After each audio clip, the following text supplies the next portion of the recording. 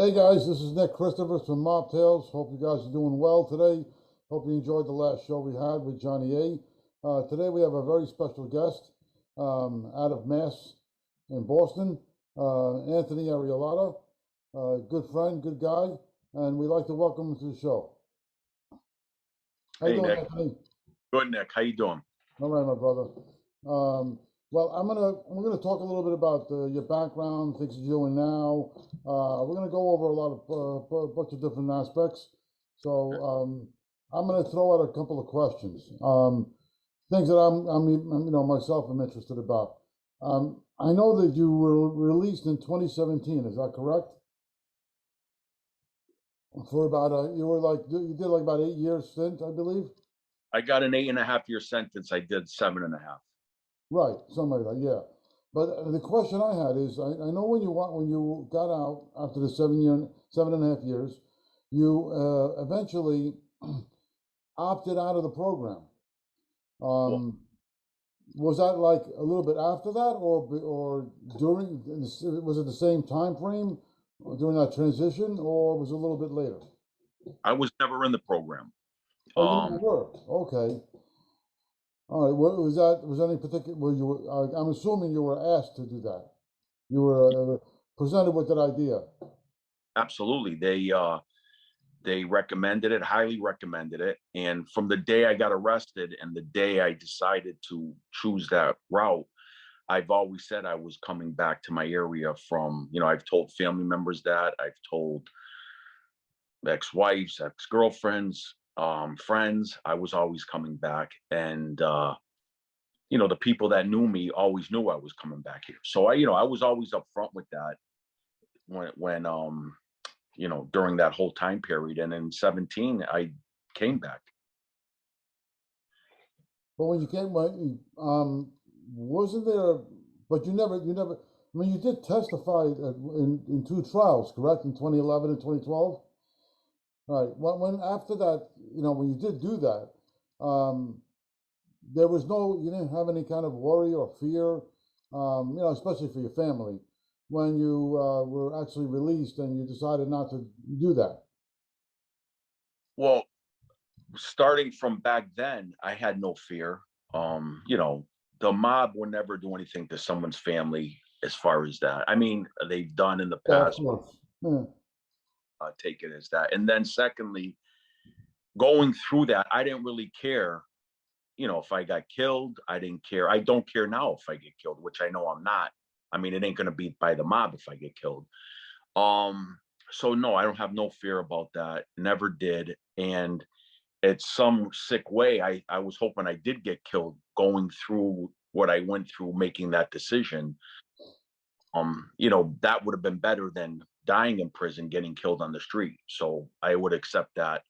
But now I don't want to die. Now I'm happy I made the decision I made, and I want to live till I'm 110. So Yeah, God willing, God forbid, yeah. But what triggered you to walk away from that life in general? I didn't walk away from it. I didn't want to walk away from it. It's a first of all, it's a death penalty case. It's a life imprisonment death penalty case. And even if you get lucky and beat the murder part of it, you're still going to get 50 years. Guys like me in that life, organized crime, RICO cases with my type of record are going to get hit with 40s and 50s and, Hmm. years. So the fact that I was going to lose, be in prison, be away from my family, my loved ones, my kids, that's a high motivator for anybody to that's part of the decision process. I mean, what's more important in your life than your children? Anybody that says that has children, especially when they're young, at a young age, your responsibility is to be there with them and to, love them the way a father, mother's going to love their kids. So first and foremost, my children, it was a big motivator for me. And, I don't have no regrets about any of it. I could say scenarios about, that I was around certain things, but that's not an extent. That's not a why or whatever. That's, not, that's part of it, it's a portion of that life, so, in my situation, my boss put me around an individual that was an informant, and they knew that he was an informant. That's not what I'm saying why I chose to do what I did. Mhm. But the fact that that's part of it, though, that's a huge part, when he puts you in that position, and knowingly he Compromise. with the guy in murders and things that could get me life sentences.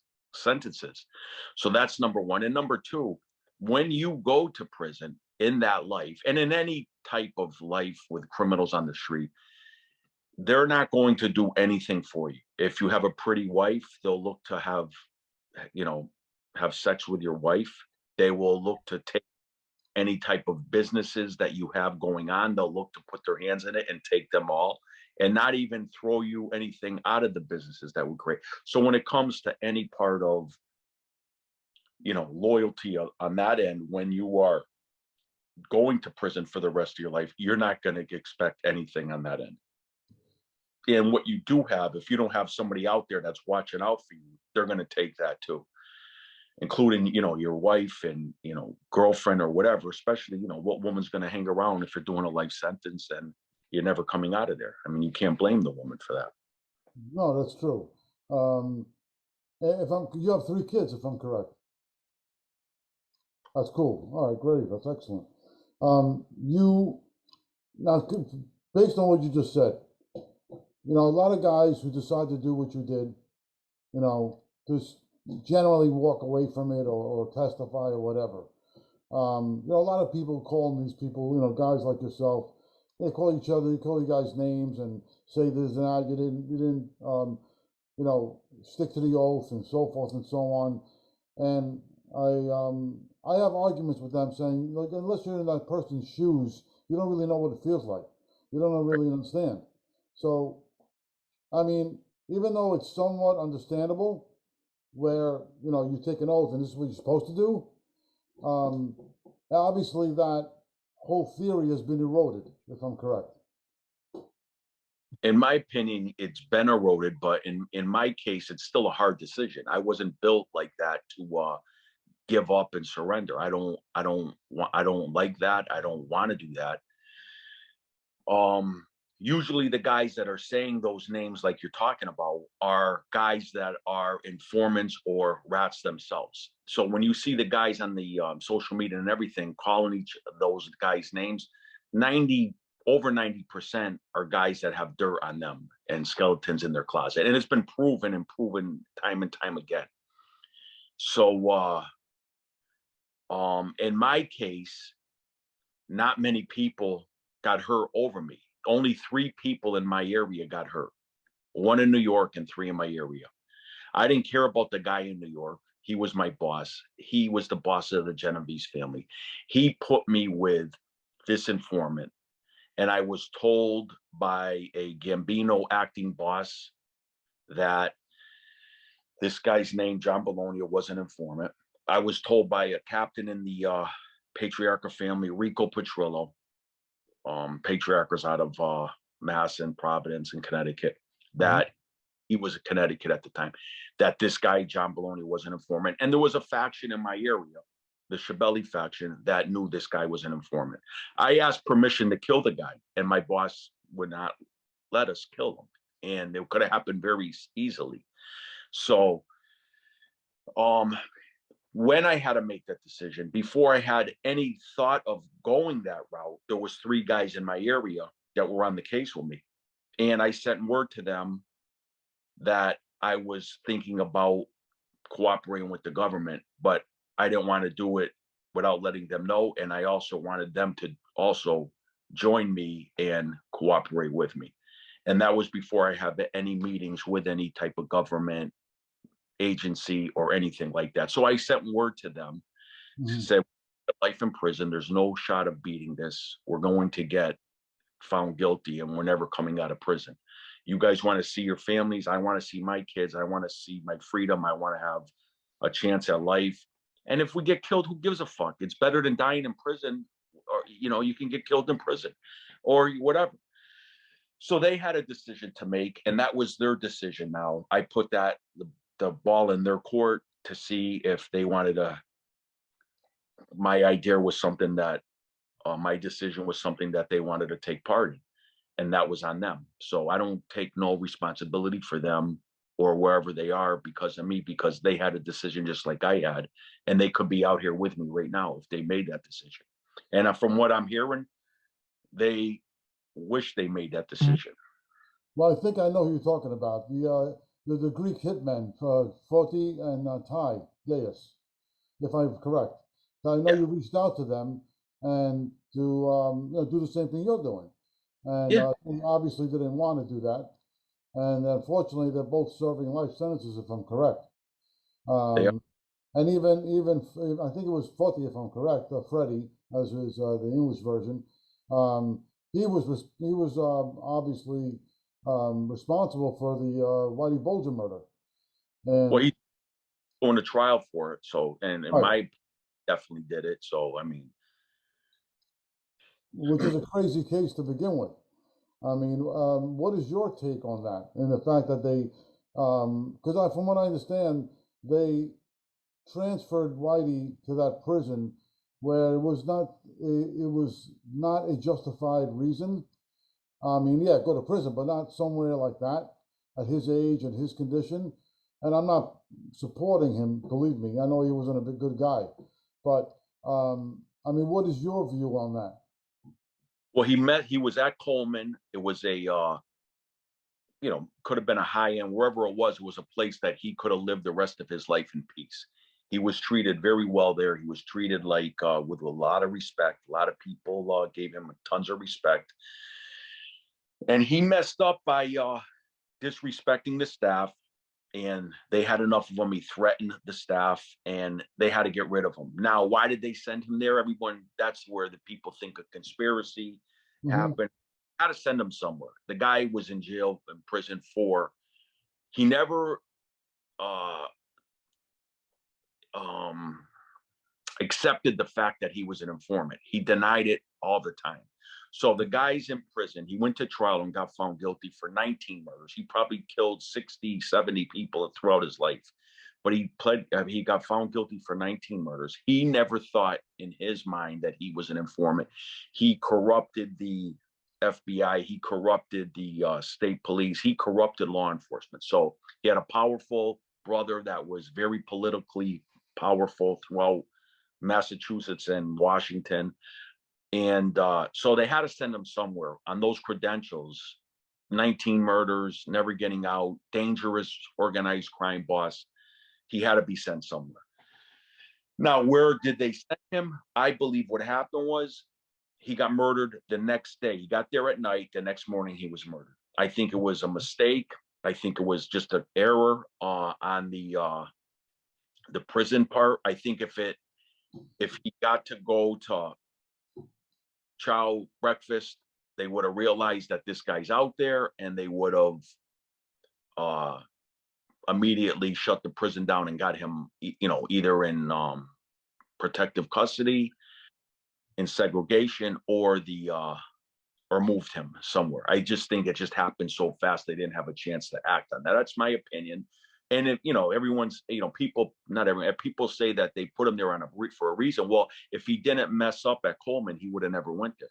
So the conspiracy theorist on that is, well, yeah, once he messed up in Coleman, the people they're saying they wanted to see him killed. Well, if he didn't mess up at Coleman, he would have never left there. He would have died there. So, he just, that's my take on that. Oh, so in other words, you're saying he's just as much to blame as the prison, pretty much. Well, he is, because they asked him, did you ever, when you go to prison, they ask you. Now, they asked you, did you ever inform on anybody? Now, in his case, he said no. He believed he didn't. So he said no. He goes, I never, name a person that's in prison because of me. And that's what, he believed that he wasn't. He got treated with respect where he was in the other prison. He went on radio shows and denied being an informant, and always said that he wasn't. He never took the stand. He never, there was 302's FBI reports written, but they always said that they gave him the credit for somebody else informant. That was what they were saying. So, um, you know, in my opinion, yeah, he was definitely to blame. He could have very easily said, "No, you can't send me here," Right. and they wanted to put him out in population, and he would have never been murdered. Have you ever, in your time, did you ever have any dealings with him at all, or no? Because he was away, right? He was on the lam at that time, correct? I came home as a younger kid. I did a state prison sentence, and I got out, and I went away in 1990. I was like 20 years old. Um, and I had a lot of. He's in South Boston. He was in that area. It was predominantly Irish, Very and they good. were crazy. Similar to like the Westies back in the Yeah, day. pretty much. Guys were ballsy Irish kids they were gangsters, and so I met a lot of them in prison. So I would go to South Boston. We're about an hour away. We're Western now. So I would meet all these kids. And at a couple of times I was at a bar where Whitey was present. Now I never met him. I seen him there. I seen with the guys that I was with that was Whitey. And I've been to all the places that in that area that he frequented, and the L Street gym, the taverns, the little bars, the little pubs and everything.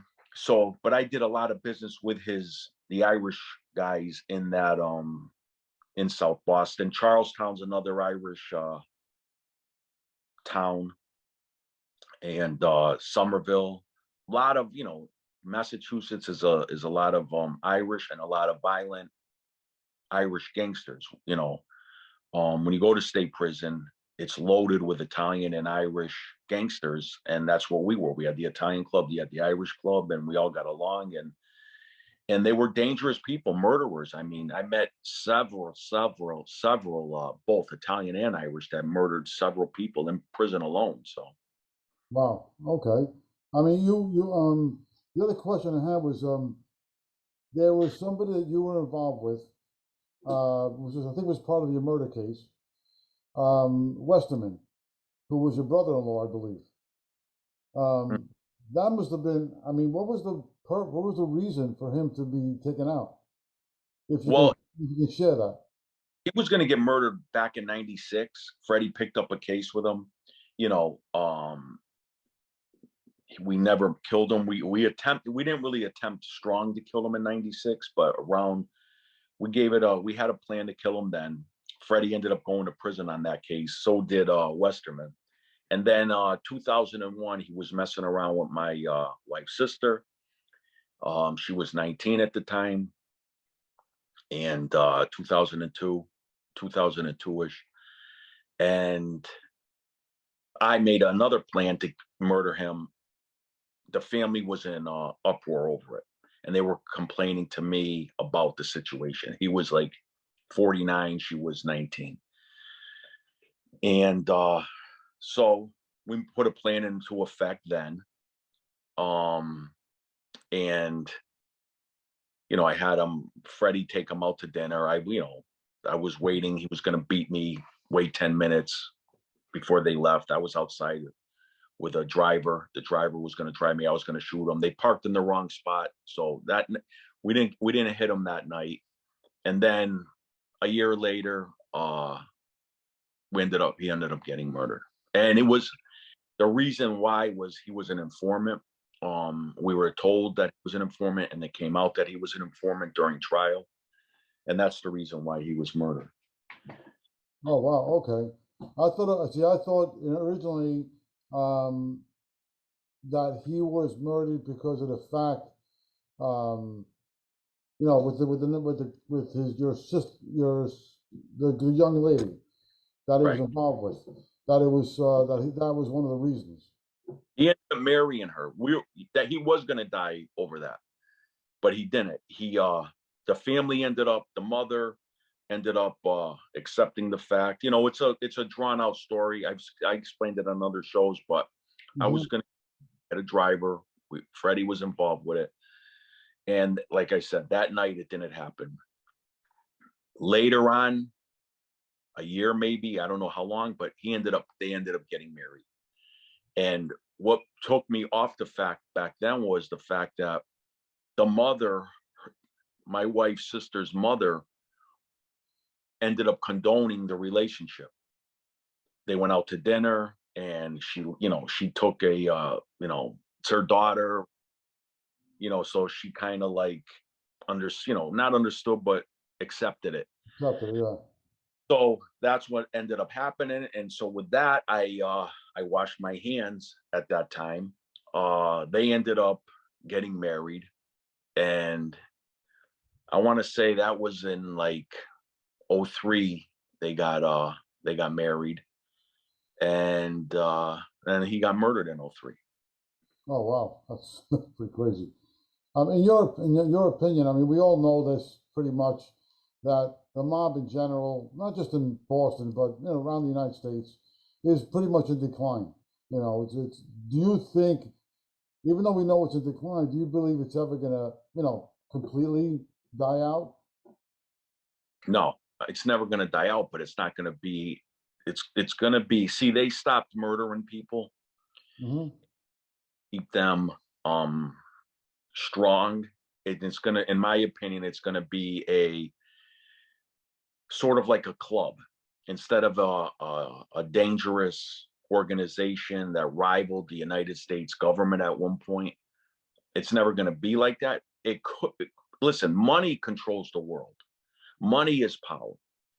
So that aspect of it, I think they could become more powerful with but less uh, violence and less control of street criminals. Like they won't ever control the street criminals ever again, like way they did. But they can still be as more powerful money wise, and that's what the power is. I mean, when you look at these politicians, the Clintons and Bushes and every other politician that are wealthy, and they were in that political life, they're very powerful people. People can say they never had people murdered. They're full, in my opinion, they had several people murdered. So um in that way, money is power. Political politics, if you are in the right, if you became something in political views, that's another powerful mixed with money. And that's what I think the mob can end up becoming going forward, sort of like the Masons, sort of like a secret society that's a club. It's still going to be secret society, hard to get in, but more or less educated business guys.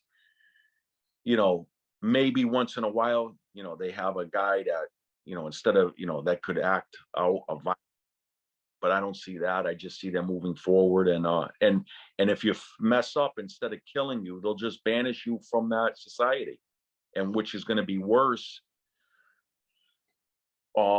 If you're involved in that and they banish you and you don't have those contacts no more, I mean, that would be worse than killing you. Yeah, I would say. So, I mean, it's. I don't know, worse than killing you, but I mean, it would Yeah. be a blow to you.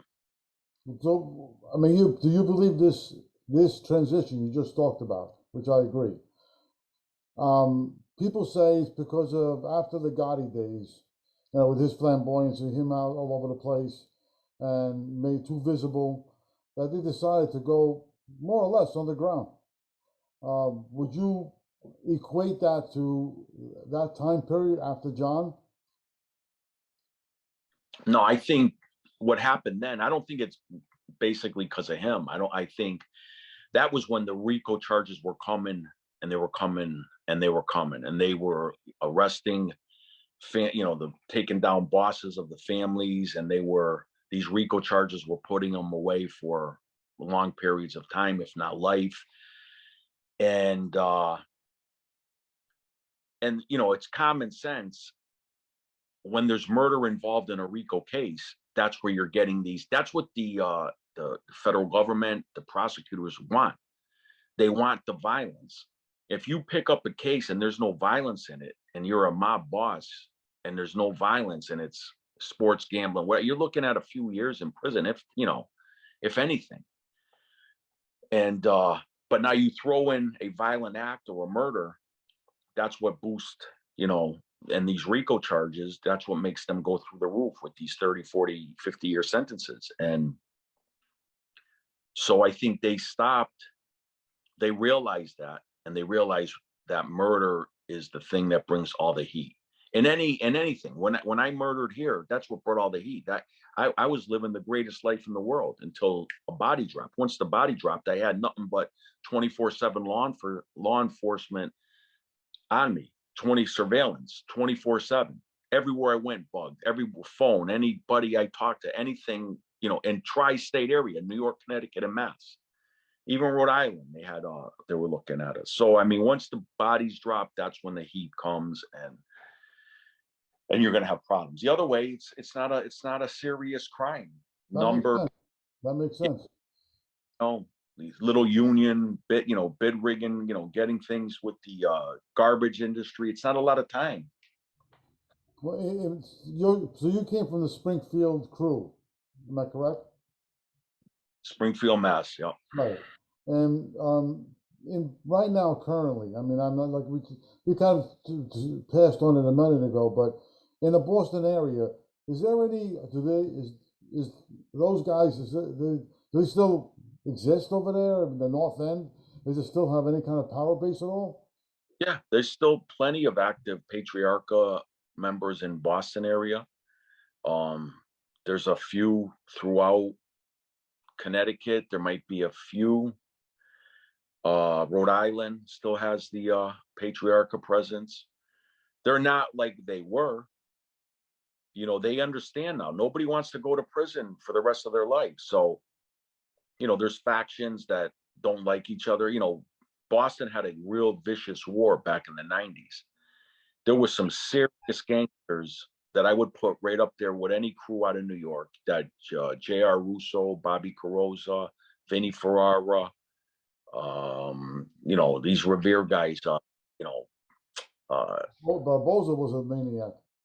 Yeah, well, J.R. Russo killed him. Yeah, J.R. was a good in California. Yeah.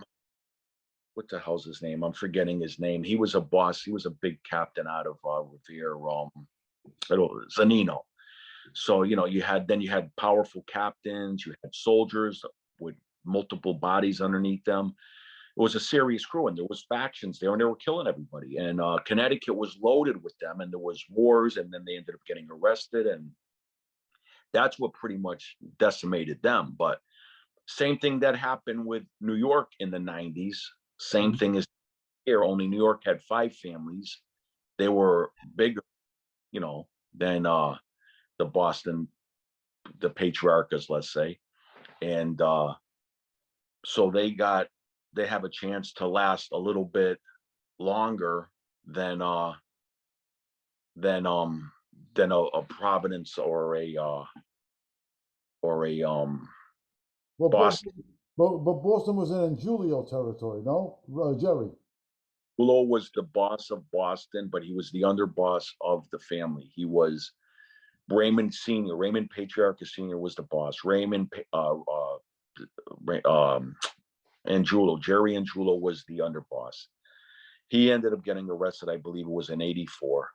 And they took all the brothers in a big pinch. That opened it up for the Patriarcha, ends up dying right around '84, in the early '80s. His son takes over, and the son was more into legitimate business, he didn't have the respect that his father carried. Yes, it's true. Wild underboss. Billy Grasso was as vicious as they come. Billy Grasso was holding the family for Raymond Jr. Billy was the strength behind him. They knew they were going to kill. They had Raymond Jr. step down, but Billy, they had to kill him for that to happen. And they did. They killed Billy Grasso in Connecticut, and they shot Frank Salemi I think it was the same day or a day or two apart, but it was the same day. That's Frankie Cadillac, correct? I'm like, yeah. Oh, wow. Okay. So I mean, let's just transition a little bit. Oh, one last question I did want to ask you about that time when you did testify against Freddie and Ty. I knew you were pretty close to them when you were on the street. That must have been a difficult thing, no?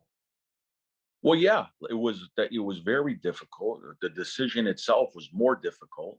Um, and then the fact that I reached out to them, you know, and I'm going to explain that on my channel that I have how that all went down. Mm-hmm. I believe that they were going to come with me. When I decided to make that decision, I believe that they were gonna. Things happened, and they got the message. They didn't get them the way I wanted them to get it, and that kind of fucked everything up. And but I believe that they were gonna. So the fact, now I look back, no, it doesn't bother me because I gave them the opportunity to be here with them. Am I more important, or is the guy in New York more important than their children or their family? For them not to be out here with me. And I gave them that opportunity and they didn't, they choose not to accept and take it. I wish they did. Yeah, that's unfortunate.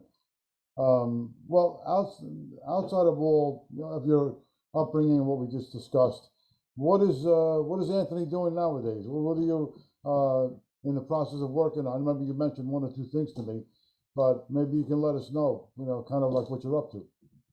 Well, I'm doing more with the YouTube stuff now. So I have my own channel. It's called Money, Mayhem, and the Mafia. And I'm explaining all about our area of Western Mass. Eastern Mass is Boston. Central Mass is like Worcester. And there was a lot of prominent organized crime figures that came out of those areas. Very high ranking. The boss in my area was Sam Kafari. He was at the Appalachian meeting in 57. He was born in Italy. He came here. He was our boss. He came in the early 1900s, like 1910, something like that. And he was a high-ranking Cosa Nostra boss that was at the Appalachian meeting. Then you got guys throughout Connecticut. Whitey Tropiano, he was with the Colombos.